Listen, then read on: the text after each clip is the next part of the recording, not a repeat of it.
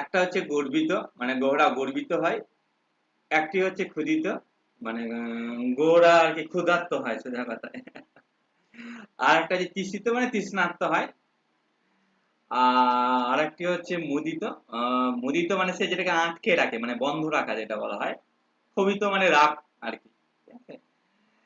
এটা ৬ প্রকার আমরা গ্রহদের অবস্থার কথা পাই। এই ৬ প্রকার গ্রহের অবস্থার মধ্যে আমরা যদি নোটিস করি বা খেয়াল করি কিভাবে হয়, তাহলে আমাদের রেমেডি করতে জন্মছকে কিন্তু সুবিধা হবে। প্রত্যেকটা প্রসেস কিন্তু ডিফারেন্ট ওয়ে। যেমন লজ্জিত গ্রহ। লজ্জিত গ্রহ কিভাবে হয়? প্রথমত হচ্ছে রাহুর সাথে যেকোনো প্ল্যানেট থাকলেই তাকে আমরা লজ্জিত গ্রহ বলবো। রাহুকে বলবো না, কিন্তু রাহুর সাথে যেকোনো গ্রহ থাকলে, যেমন রাহুর সাথে ধরুন মঙ্গল আছে, রাহুর সাথে শনি আছে, রাহুর সাথে জুপিটার আছে, রাহুর সাথে ভেনাস আছে, রাহুর সাথে সান, মুন, মার্কারি, এভরি প্ল্যানেট রাহুর সাথে যে থাকবে তাকে আমরা কিন্তু লজ্জিত গ্রহের সাথে তুলনা করব। রাহুর সাথে যে গ্রহ থাকে সে কি হয়, লজ্জিত গ্রহ হলে কি হয়, লজ্জিত গ্রহ হলে কি হয়, সে প্ল্যানেটটা তার সম্পূর্ণভাবে ফল বিকশিত হতে পারে না, সম্পূর্ণ ফল দিতে কোথাও না কোথাও বাধাপ্রাপ্ত হয় বা হতে দেখা যায়। তাই লজ্জিত গ্রহের প্রতিকার প্রতিবিধান করার কিন্তু খুব জরুরি আছে। ধরুন আমি এক্সাম্পল স্বরূপ দেখাচ্ছি, ধরুন কারো বার্থ চার্টে আপনি খুললেন, দেখলেন যে রাহু প্লাস সান রয়েছে, তাহলে এখানে কে লজ্জিত হয়েছে? সান। সান লজ্জিত হয়েছে। ধরুন রাহু প্লাস জুপিটার রয়েছে, কে লজ্জিত হয়েছে? জুপিটার। জুপিটার। তো যে প্ল্যানেটটা যুক্ত থাকে ইন জেনারেলি দেখা যাবে ওই প্ল্যানেটের যে কারকত্তা সেটা কিন্তু প্রকাশে বাধা পাবেই পাবে। আমি রাহু বৃহস্পতি যতগুলি কেস স্টাডি করেছি, আমি তো এমনি বলি যে বৃহস্পতি একমাত্র গ্রহ যে কোনো গ্রহের দ্বারা সহজে পীড়িত হয় না। বৃহস্পতিকে আমরা যতক্ষণ না খারাপ করছি, খারাপ কিসের মাধ্যমে করি, আমরা কর্মের মাধ্যমে করি।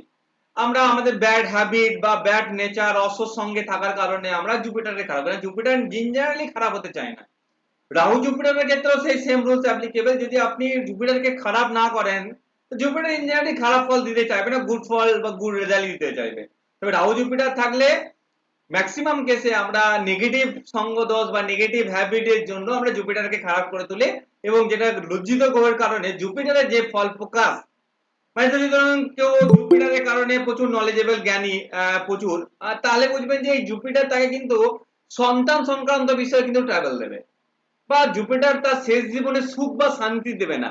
মানে আলটিমেট যে গ্রহ লজ্জিত হচ্ছে সে আপনাকে জীবনে কি করবে, ট্রাভেল দেবে। ঠিক আছে, কি দেবে, ট্রাভেল দেবে বা কোন রকম ভাবে সমস্যা দিতে যাবে, কারণ তার কি হচ্ছে, সম্পূর্ণ ফলের প্রকাশ ঘটছে না। তাই রাহুর সাথে যে গ্রহ থাকে সে গ্রহ কি হয়, লজ্জিত হয়। লজ্জিত হয়ে যায়। এই লজ্জিত গ্রহে সর্বদা প্রতিকার প্রতিবিধানের প্রয়োজন।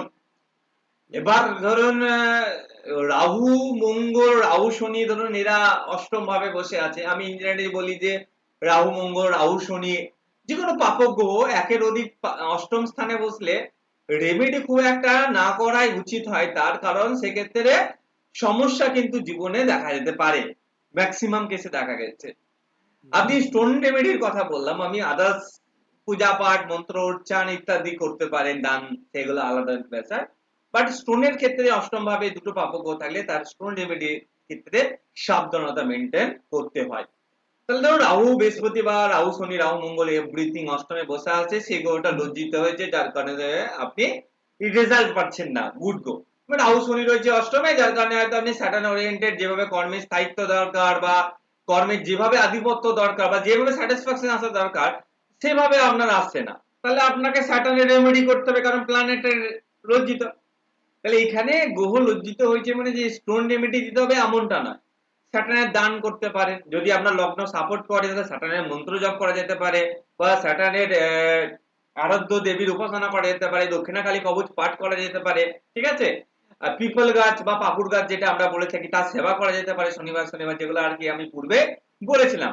তাহলে আমরা এই ক্ষেত্রে খেয়াল রাখবো যদি শুভ ভাবে বা শুভ স্থানে বসে তাহলে স্টোন রেমেডি করা যেতে পারে। যেমন ধরুন আমি কথা মানে এক্সাম্পল দিই, ধরুন কোনো ব্যক্তির মেষ লগ্ন, রাহু এবং রবি চতুর্থ ভাবে বসে আছে, তাহলে রবি হচ্ছে মেষ লগ্নের রাজ্যকারী গ্রহ এবং চতুর্থ ভাব শুভ আর পঞ্চমপতি রবি, তাহলে এখানে আমি ডাইরেক্ট স্টোন দিতে পারি, সেভাবে নেগেটিভ ফল আমি পাবো না, কারণ ভাবও ভালো এবং শুভ ভাবে বসেছে সেটাও গুড, সেই জন্য আমরা কিন্তু রেমেডিটা দিতে পারি। কিন্তু আদার্স যেমন অশুভ ভাব লাইক 6 হাউস 8 হাউস বা 12 হাউস, তার রেমেডি করার ক্ষেত্রে প্ল্যানেটের প্লেসমেন্টের কথা বলছি আমি, এখানে কিন্তু লর্ডের কথা বলছি না, প্রথমে একটু সাবধানতা অবলম্বন করব বিশেষ করে স্টোন দেওয়ার ক্ষেত্রে। আদার্সওয়াইজ আমরা কিন্তু লগ্ন সাপোর্ট করলে তার মন্ত্র উচ্চারণ বা দেবীর উপাসনা করা আর দান এগুলা যদি করতে পারি সেক্ষেত্রে অনেকটাই শুভ হবে। তাহলে লজ্জিত গ্রহে প্রতিকার প্রতিবিধান করা উচিত। যদি গ্রহটা নেগেটিভ দেয়, আপনি ব্যক্তির সাথে প্রেডিক্ট করলে বুঝতে পারবেন যে রাহুর সাথে যে বসে আছে সে যদি দেখে যে হ্যাঁ আমি সমস্যা পাচ্ছি বা প্রবলেম রয়েছে, তাহলে আপনি তার প্রতিকার প্রতিবিধানের চেষ্টা করতে পারেন। বুঝতে পারলাম আমি বিষয়টা? লজ্জিত গ্রহ হ্যাঁ, তার মানে স্যার একসঙ্গে থাকলেই হবে, দৃষ্টি ফিষ্টিতে হবে না তো? না, একসাথে থাকলে, এখানে আমি যে কটাই বলবো সব প্রত্যেককে কিন্তু একসঙ্গে। একসাথে থাকার কথা আমি কিন্তু মেনশন করবো। বুঝতে পেরেছি? আচ্ছা, ঠিক ঠিক আছে। ওকে।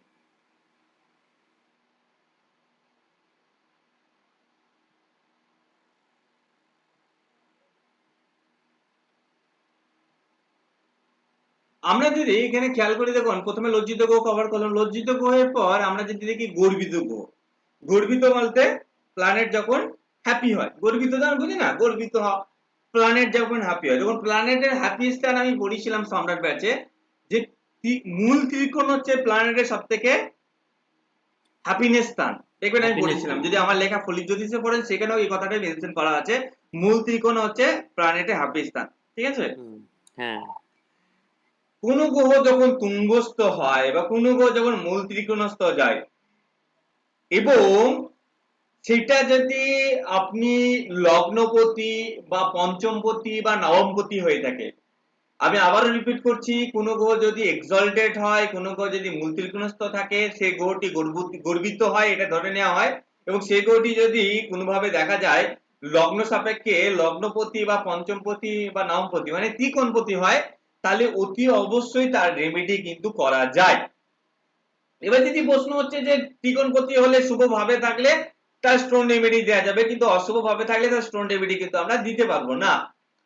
তবে যদি আমরা ধরি, ধরুন কোন গ্রহ তুঙ্গস্থ হচ্ছে ষষ্ঠ স্থানে, থাকতেই পারে, ইন জেনারেলি আমরা বলি ধরুন মিথুন লগ্ন বা বিষ লগ্নের ক্ষেত্রে, মিথুন লগ্ন শুভ ভাব চলে আসছে, বিষ লগ্নের ক্ষেত্রে শনি ধরুন ষষ্ঠ ভাবে এক্সল্টেড হয়েছে, তাহলে শনি তো গর্বিত হয়েছে এটা তো অস্বীকার করতে পারবো না, কিন্তু ভাবটা কি 6 হাউস। এখানে একটা বিষয় খেয়াল রাখতে হবে, আমরা গর্বিত গ্রহের প্রতিকার করলে শুভ ফল পাই, তাহলে এখানে আমরা যেহেতু দুস্থানে আছে, দুস্থানে কোনো ভাবে প্লেসমেন্টে গ্রহ থাকলে ইন জেনারেলি ডাইরেক্টলি স্টোন কিন্তু আমরা চার্জ করতে চাই না, কি করব, তাহলে আমরা শনির উপাসনা করার কথা বলতে, শনির উপাসনা কি বলি, যেমন আমরা দক্ষিণা কালী কবচ পাঠ করার কথা বলে থাকি, একটু আগে বললাম পাকুড় গাছে বা পিপলের ট্রির আপনি সেবা করা, এটা আপনি করতে পারেন গর্বিত করে। যে কোনো প্ল্যানেট মানে ধরুন আমি বলছি, ধরুন কারো মকর লগ্ন, জুপিটার এক্সল্টেড হয়েছে সপ্তম ভাবে, তাহলে আমরা তো জানি মকর লগ্নের জন্য জুপিটার শুভ নয়, মিত্র প্ল্যানেট নয়, অতটা সাপোর্টেড হবে না, যেহেতু প্ল্যানেটটা গর্বিত হয়েছে তার কারণে আমরা তার রেমেডি করলে শুভ ফল পাবো। কিভাবে? তাহলে আমরা জুপিটার ওরিয়েন্টেড, যেমন সদ্গুরু স্বর্ণপন্ন হতে বলবো, গুরু চিন্তা, গুরু ভজন, ঈশ্বরের নাম ধ্যান, ঠিক আছে, সৎ পথে চলা, সৎ মার্গে থাকা, এই বিষয়গুলি সে তার ডেইলি রুটিনে ফলো করবে, তাহলে কি হবে, প্ল্যানেটটা গর্বিত যে থাকার কারণে যে শুভ ফলগুলি দেওয়ার কথা সেগুলি কিন্তু সে ডেলিভার করতে পারবে। তাহলে অবশ্যই জন্মছকে মূল ত্রিকোণস্থ গ্রহ আর এক্সল্টেড গ্রহের প্রতিকার প্রতিবিধান করার কথা ভাবা যেতে পারে, কিন্তু আমি আবারও বলছি এখানে কিন্তু স্টোনটা মেন কিন্তু ফ্যাক্টর নয়, স্টোন যে প্রথমেই আমরা এখানে রিকমেন্ড করবো না, মন্ত্র হতে পারে, গান হতে পারে, ঠিক আছে, পূজা পাঠ হতে পারে, এভরিথিং, কিন্তু গর্বিত গ্রহের প্রতিকারও কিন্তু করলে আমরা শুভ ফল পাবো। বোঝা গেছে? হ্যাঁ স্যার।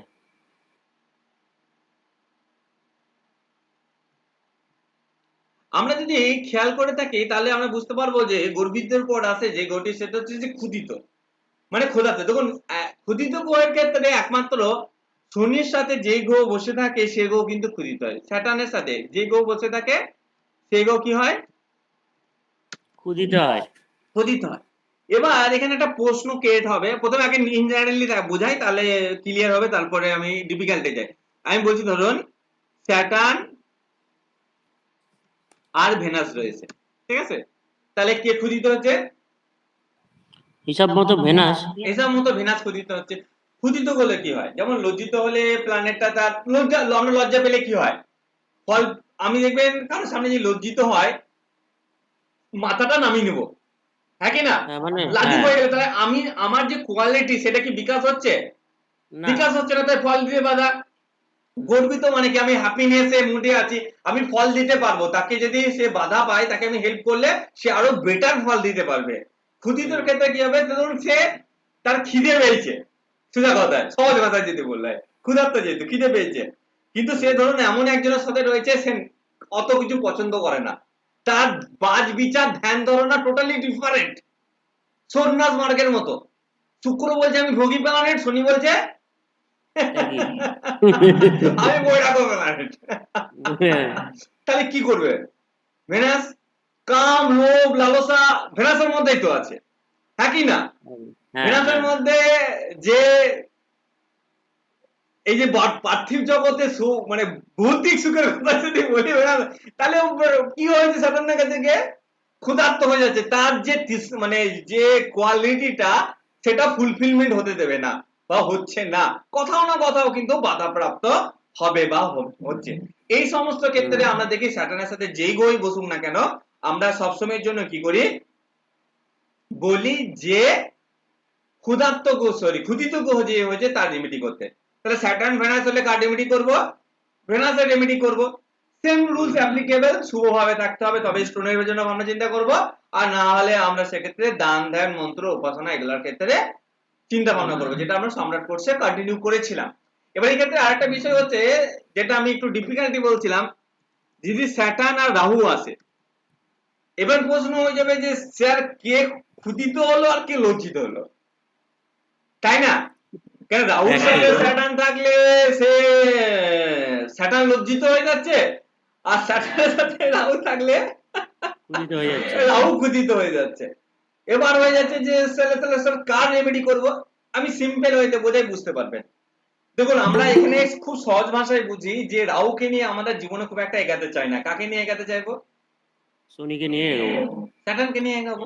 তাহলে আমরা এখানে লজ্জিত, মানে স্যাটার্ন যদি ঠিকঠাক থাকে, যদি আমি কথা মানে বলছি শনি রাহু তুলা রাশিতে এক্সalted আছে, বা কুম্ভ রাশিতে বা মকর রাশিতে শনি রাহু আছে, বা বিশ্ব রাশি মানে স্যাটার্নের পাওয়ার হয়, বা মিথুন রাশিতে শনি রাহু, তাহলে শনি এমনি পাওয়ারফুল, আমার দরকার নেই, মানে সেক্ষেত্রে এটা যে ক্ষুধিত আছে রাহু সেটা অ্যাপ্লিকেবল নেই, বরং রাহু ক্ষুধিত হলে কোথাও না কোথাও রাহুর যে খারাপ কোয়ালিটি বা নেচার সেটা অনেকাংশ কমে দাঁড়ায়, অনেকাংশ কমে কমে যাবে। দাঁড়ায়। রাহুর তো অনেক ব্যাড নেচারও আছে, গুড নেচারও আছে, আই একসেপ্ট, অনেকটা হেল্পফুলও হয় বর্তমান যুগে, সাকসেস পেতে গেলে রাহুরই ভূমিকা আছে, কিন্তু শান্তি যদি পেতে হয় তাহলে রাহুকে নিষ্ক্রিয় থাকাটাই আমার মনে হয় খুব বেটার, কারণ রাহু আপনাকে যত ভালো উন্নতি দিন না কেন একদিন না একদিন সমস্যা বা ট্রাভেলও কিন্তু দেবেই, কারণ রাহু আগের দিনই মাইথোলজির কথা আমরা বলছিলাম, রাহু আলটিমেট কিন্তু সমস্যাকে ইন্ডিকেট করতে চায়। তাহলে স্যাটার্ন রাহুর ক্ষেত্রে আমরা কিন্তু শনির কথাটাই বেশি চিন্তা ভাবনা করব, রাহুর কথাটা নয়। বুঝতে পেরেছি? ইয়েস। তারপরে আসি তৃষিত। তৃষিত বলতে তৃষ্ণার্তকে নির্দেশ করে, ঠিক আছে? তৃষ্ণার্ত বলতে জল, তাই না? একদম। অর্থাৎ জলীয় রাশিতে যদি গ্রহ অবস্থান হয়, জলীয় রাশিতে যদি জলীয় রাশি কটা, কটা সাইন? তিনটে, কর্কট। হুম। কর্কট, বৃশ্চিক বৃশ্চিক আর মীন, আর এই মীন। তিনটে হচ্ছে জলীয় রাশি, ঠিক আছে, বা হ্যাঁ। Water sign. এই তিনটেতে যদি আমরা দেখি, যেমন কর্কট রাশিতে যদি দেখি ভেনাস মার্কারি এবং শনিকে, কর্কট রাশিতে আমরা যদি শুক্রকে বুধকে বা শনিকে যদি দেখতে পাই, ঠিক আছে, একসাথে নয় কিন্তু, মানে যে কেউ একটা থাকলে, তাহলে আমরা কি বলবো, গ্রহটা কি হয়েছে? তৃষিত। তৃষিত হয়েছে। যেমন যদি বৃশ্চিক রাশিতে বুধ বা শনি, আমি কিন্তু বলে দিচ্ছি কোন গ্রহটাকে আর কি অ্যাপ্লিকেবল হবে, হ্যাঁ। আবার যদি আমরা বৃশ্চিক রাশিতে বুধ বা শনিকে দেখতে পাই তাহলে আমরা কি বলবো, তৃষিত গ্রহটি হয়েছে। তৃষিত হয়েছে, ঠিক আছে। আর মীন রাশিতে শুধু শনিকে দেখলে আমরা বলবো তৃষিত। এবার একটা প্রশ্ন হতে পারে, আমি প্রথমে বললাম জলীয় রাশিতে গ্রহ অবস্থান হলে এবং সেটা যদি শত্রু রাশি হয়, এবার বিষয়টা ভালো করে বুঝুন, কর্কট রাশিতে শুক্র বুধ শনি তিনটেই শত্রু, হুম হুম হ্যাঁ কি না? একদম।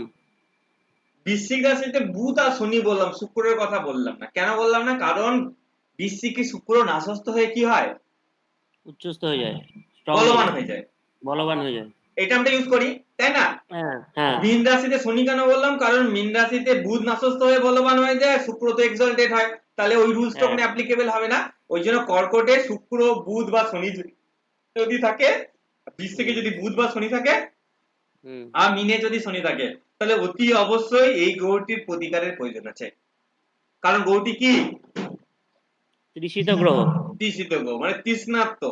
ও যতটা, ধরুন আমি ধরুন একটা কাজ করছি এবং আমার গলা শুকিয়ে গেছে, আমি কি আমার সেই কাজটাকে সঠিকভাবে ডেলিভার করতে পারবো? না। আসবেই না। কত না কত লেক অফ কনফিডেন্স বা বিভিন্ন প্রকারের অবস্টাকেল, ঠিক আছে, বা মাইন্ড ডিস্ট্রাক্ট হওয়া। ওই তাহলে কর্কট রাশিতে যদি কারো শুক্র বা বুধ বা শনিকে দেখতে পান, তাহলে তার রেমেডি করার চিন্তা ভাবনা করতে হবে। বুঝতে পারছি আমি? হ্যাঁ যদি বৃশ্চিক রাশিতে যদি এবার যদি দেখা গেল যে শুভ ভাবপতি হয়ে বসে আছে, তাহলে ডাইরেক্ট স্টোন দিতে পারবেন, কিন্তু শুভ ভাবপতি না হয় তাহলে আমরা তার প্রতিকার প্রতিবিধান হিসাবে আমরা মন্ত্র জপ দান ধ্যান যেগুলো যন্ত্র প্রয়োগ করে এগুলো শিখেছিলাম সেগুলো ইউটিলাইজ করতে পারি আমরা, ঠিক আছে? ঠিক হুম বৃশ্চিক রাশিতে বুধ বা শনি থাকলে আর মীন রাশিতে শনি থাকলে তার প্রতিকার প্রতিবিধান করার চিন্তা ভাবনা করব। তাহলে তৃষিত করে রেমেডি বোঝা গেল? হ্যাঁ স্যার, বোঝা গেছে? বোঝা গেছে। লাস্ট হচ্ছে, সরি লাস্ট বলছি, 5 নম্বর হচ্ছে মুদিত গো। মুদিত কথা বললাম, কি বললাম? বন্ধ রাখা, ঠিক আছে? মুদিত গো বলতে কি বলতে হয়? বন্ধ রাখা। আসলে মুদিত গোটা একটু আলাদা রকম ভাবে, আমি যে লজ্জিতা দিয়ে 6 প্রকার গ্রহের অবস্থার কথা পড়ি, তাহলে মুদিত গ্রহের ফলের ক্ষেত্রে একটু ডিফারেন্ট দেখতে পাই।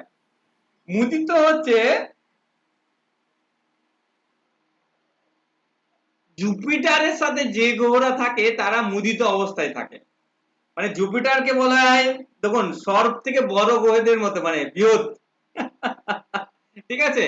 ও কি করে? আটকে রেখে দিতে পারে আদার্স প্ল্যানেটকে। তাই মুদিত মানে জুপিটারের সাথে যে গ্রহ বসে থাকবে, সেই গ্রহ কিন্তু তার রেজাল্ট ঠিকঠাক ডেলিভার করতে পারে না। সেই গ্রহ তার রেজাল্ট ঠিকঠাক ডেলিভার করতে পারে না। ধরুন আমি কথা মানে বলছি, ধরুন কারো জন্মছকে যদি আপনি দেখলেন যে জুপিটার প্লাস মুন রয়েছে, জুপিটার মুনকে অতটা রেজাল্ট ডেলিভার করতে দিবে না। বা জুপিটার ধরুন ভেনাস রয়েছে একসাথে, কিন্তু বা জুপিটার স্যাটার্ন রয়েছে, বা জুপিটার সান রয়েছে, বা জুপিটার মার্কারি রয়েছে, কি করবে? সে প্ল্যানেটকে আটকে রাখার জন্য ইয়ে করবে, মানে রেজাল্টটাকে সম্পূর্ণভাবে ডেলিভার করে। জুপিটার নিজে সম্পূর্ণ ফলটা দিতে চায়। এই সমস্ত কেসে জুপিটারকে সাথে নিয়ে তার রেমেডি করতে হয়। কারণ আমরা জুপিটারের ফলটা তো চাই, এটা নয় যে জুপিটারের ফলটা চাই না, জুপিটারকে সাথে নিয়ে তার রেমেডি করতে হবে। এক্সাম্পল দিই, ধরুন কারো জন্মছকে জুপিটার এবং স্যাটার্ন বসে আছে মেষ রাশিতে, মকর লগ্ন, তাহলে ধরুন স্যাটার্ন তো মেষ রাশিতে নিচস্থ হয়, ডেবিলেটেড হয়, ওখানে জুপিটারের মতো গ্রহ অবস্থান করছে। তো জুপিটার চতুর্থ ভাবে অবস্থান করছে, ইঞ্জিনিয়ারিং 4th হাউসে জুপিটার শুভ ফল দেয় এবং জুপিটার ভালো ফল দিতে চাইবে। তাহলে এই ক্ষেত্রে শনির খালি রেমেডি করলে হবে না, আমাকে কি করতে হবে? জুপিটারকে সাথে নিয়ে। তাহলে যদি আমি সেই জাতক বা জাতিকাকে শনির জন্য যদি কোনো স্টোন দিই, তাহলে জুপিটারের জন্য কোনো আমরা দান ধ্যানেরও ব্যবস্থা করতে হবে। অথবা যদি আমরা শনির জন্য কোনো যদি উপাচার, যেমন দক্ষিণাকালী কবচ পাঠ বা পাকুড় গাছে জল দেওয়ার কথা যদি আমরা বলে থাকি, তাহলে জুপিটারের জন্য সদ্গুরু স্বর্ণপন্ন হওয়া, ইষ্টমন্ত্র জপ করা, ঠিক আছে, কলা গাছের সেবা করা বা পূজা করা, এটাও কিন্তু আমাদেরকে বলতে হবে। কারণ আমাদেরকে জুপিটারের সাথে যে গ্রহ বসে থাকবে, জুপিটারকে সাথে নিয়ে তার কথা চিন্তা ভাবনা করতে হবে। বোঝা গেছে? বুঝে গেছি স্যার। এবার প্রশ্নটা হতে পারে জুপিটার রাহুর ক্ষেত্রে, তাহলে স্যার এখানে কে অ্যাপ্লিকেবল? এবার আমি ওখানে একটু কভার করেই নিয়েছিলাম যে জুপিটার একমাত্র গ্রহ যে কারো সাথে থাকলেও কোনো চাই আসে প্রভাব না, ইয়ে করতে পারে। নেগেটিভ হতে হ্যাঁ চায় না। কারণ জুপিটারকে নেগেটিভ আমরা আমাদের কর্মের দ্বারা করি। যতক্ষণ না অসৎ মার্গে যাচ্ছি বা খারাপ সঙ্গ দোষ করছি, ততক্ষণ জুপিটার কিন্তু ড্যামেজ হতে চায় না, জুপিটার কিন্তু পীড়িত হতে চায় না, জুপিটার অলওয়েজ গুড ফলটাই কিন্তু দিতে চায়। আমরা আমাদের কর্মের দ্বারা, জুপিটার রাহুর ক্ষেত্রে সেম, তাহলে রাহুকে আটকাতে চাইবে। কিন্তু আমরা যদি কর্মের দ্বারা জুপিটারকে বাজে করি, তাহলে তো আলাদা বিষয় হয়ে যাবে। তাহলে ইন জেনারেলি জুপিটারের ক্ষেত্রে এটা হতে চায় না। এবার দেখবেন বহু জন্মছক দেখবেন যারা জুপিটার রাহু আছে তারা খুব সাকসেস এবং খুব ভালো মানুষ, তার একটাই কারণ তারা স্পিরিচুয়াল, তারা আধ্যাত্মিক। এবং বহু ছেলে মেয়ে দেখবেন যারা জুপিটার রাহুর কারণে প্রচুর ট্যালেন্টেড নলেজেবল, বিশ্বাস করুন সঙ্গ দোষ যদি খারাপ হয়, আমি বহু কেস এক্সাম্পল দিয়েছিলাম ক্লাসে, যে তারা হারিয়ে যায়। প্রচুর ট্যালেন্টেড প্রচুর নলেজেবল ছেলেও কিন্তু হারিয়ে যাবে, কার জন্য? জুপিটার রাহুর জন্য। তাই অতি অবশ্যই সৎ মার্গে থাকা, সৎসঙ্গে থাকা, সৎ পথে চলা, এগুলো কিন্তু থাকতে হবে, তবেই কিন্তু এটা নির্দেশ করে থাকবে। বুঝতে পেরেছি? হ্যাঁ ওকে, তাহলে আমরা আছি ক্ষোভিত গ্রহ। ক্ষোভিত গ্রহটা আমরা এর আগেও পড়েছি, তবে টার্মটা একটু ডিফারেন্ট রয়েছে দেখেছিলাম। ক্ষোভিত গ্রহ হচ্ছে, ক্ষোভিত বলতে রাগ, ঠিক আছে? আসলে রবির সাথে যে গ্রহ থাকে, ঠিক আছে, সানের সাথে যে গ্রহ থাকে সে গ্রহ কি হয়? ক্ষোভিত হয়। হ্যাঁ, কারণ তখন রবির কাছাকাছি এলে কি হয় গ্রহরা? কম্বাস্ট হয়ে যায়। কম্বাস্ট হয়ে যায়। তাহলে একটা গ্রহ তার বল থাকা সত্ত্বেও ফল দিতে পারছে না, বাধা পাচ্ছে, তাহলে সে রাগ করবে না? হ্যাঁ, হ্যাঁ হ্যাঁ এই জন্য ক্ষোভিত গৌড় কিন্তু প্রতিকার প্রতিবিধানের চেষ্টা করতে হবে। যে ক্ষোভিত গৌড়, ওই জন্যই বললাম যে এর আগে আমরা কভার করেছি, তবে না টার্মটা আলাদা দেবে। এই জন্য ক্ষোভিত গৌড় কিন্তু আমরা প্রতিকার প্রতিবিধানের চেষ্টা করব। তো রবির সাথে যে গ্রহই থাকবে, এবার প্রশ্ন হতে পারে স্যার রবির সাথে রাহু বা রবির সাথে কেতু, তখন রবির সাথে রাহু, রবির সাথে কেতু, রবির সাথে শনি এবং রবির সাথে মঙ্গল, এই যে পাপ গ্রহগুলি যারা আছে এদের ক্ষেত্রে একটু সাবধানতা মেনটেন করবেন। শুভ গ্রহগুলিকে অনায়াসে ক্ষতিকার করা যেতে পারে, যেমন like Jupiter, Venus, Mercury, moon, এদের রেমেডি করা যেতে পারে। তবে রবি শনি, রবি রাহু, রবি কেতু এদের ক্ষেত্রে কিন্তু একটু সাবধানতা অবলম্বন করতে হবে। বিশেষ জায়গায় বিশেষ স্থানে যদি না বসে থাকে তাহলে এদেরকে টর্চার না করাই ভালো। মানে বুঝায়, একটা গ্রহ ডাক প্রকাশ করছে, সে তার ফল দিতে পারছে না, আমি কথার মানে বলছি। রাহু ধরুন ফল দিতে পারছে না, খুব একটা তো খারাপ নাই না বর্তমান যুগে, হ্যাঁ খুব একটা খারাপ নাই। আপনি সমস্যাগুলো কম পাবেন জীবনে, লাইফে স্ট্রাগল একটু কম আসবে, ভালো তো, খারাপ তো কিছু না। এবার কেউ যদি বলছে যে না আমার তো অনলাইনে শেয়ার মার্কেটে বিজনেস, তাকে তো রাহু দরকার। ওকে কি দরকার? রাহু রাহুই দরকার, দরকার। যেহেতু তখন কিন্তু আপনি রাহুর কথা চিন্তা ভাবনা করতে পারেন। বুঝতে পারছি? বুঝেছি।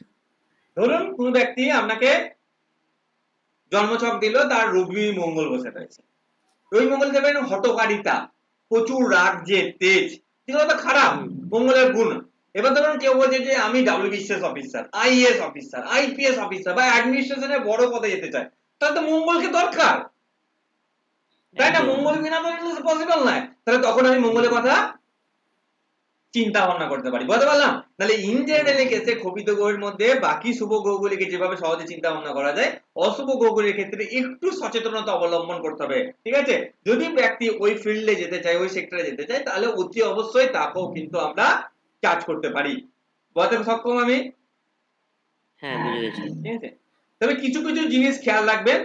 অষ্টম, ষষ্ঠ আর দ্বাদশ, বিশেষ করে অষ্টম স্থানে কোন গ্রহ অবস্থান, তাকে চার্জ খুব একটা করা উচিত না, এটা মনে রাখবেন। অষ্টম স্থানে গ্রহের কিন্তু চার্জ করা উচিত না। অষ্টম স্থানে 8 হাউসে যদি কোনো গ্রহের প্লেসমেন্ট হয়ে থাকে, আমি আবারও বলছি, আমি লটের কথা বলছি না, আমি 8 হাউসে কোনো গ্রহের প্লেসমেন্ট, ঠিক আছে, একটু সাবধানতা। একমাত্র লগ্ন হয় কে, ও ভালো গুণটাকে চুজ করে। আমি কি বলি, লগ্নপতি সবসময় ভালো গুণটাকে চুজ করে, একমাত্র লগ্নই আপনাকে অপরচুনিটিকে ক্রিয়েট করে। তাই লগ্নপতি ব্যতীত বাকি সমস্ত গ্রহই অষ্টমের ক্ষেত্রে একটু হলেও সচেতনতা অবলম্বন করা উচিত। কথা বললাম, তাহলে গ্রহদের আমরা লজ্জিত 6 প্রকার গ্রহের অবস্থা এবং তাদের রেমেডির কথা আমরা বললাম।